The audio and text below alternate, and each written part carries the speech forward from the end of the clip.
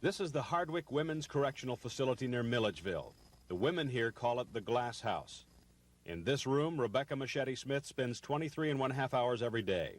She's convicted of 2 murders and sentenced to consecutive death sentences, meaning if the state could, it would kill her twice. The Macon paper said she was the queen bee of a gangland plot to murder her former husband Ronnie Akins and his new wife, to collect his insurance for herself and their 3 children. She says she didn't conspire with her new husband, John Eldon Smith, alias Tony Machetti, to do that. She says she did not calmly fix a cup of coffee for John Maree and Tony Machetti after the murders were done. And she dreams of the day when she will beat this murder rap and go back to her family. She told me her little brother is even trying to become a lawyer to someday help his imprisoned sister. A long time ago when this happened, like I said, he was 12, he's 17 now, 17 and a half, and he said to me a while back, "Sister, the vow I made to you when I was 12 years old, I have kept these 5 years, and now I'm close to beginning the obtainment of this. I am going to be the best attorney that is possible for indigenous people, so that what happened to my sister perhaps will never happen again in this world."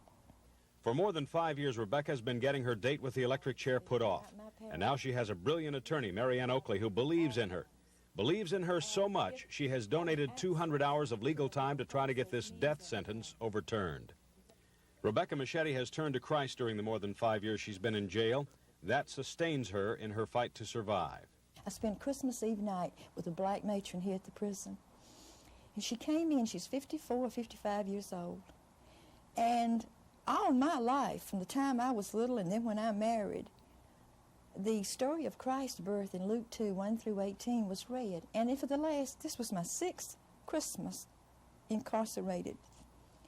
So when she came in, she said, "Rebecca, is there any way I can help you make it into the Lord's birthday?" I said, "Yes, if you can spare a few minutes, I'd like to read to you from the Bible." The lady, like I said, is in her early 50s.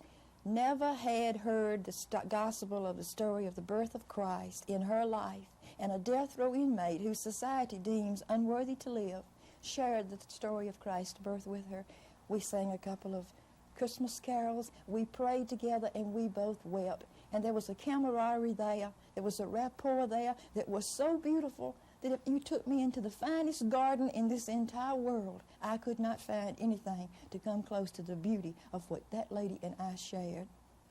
Tomorrow, I'll introduce you to a death row inmate who is demanding his right to die.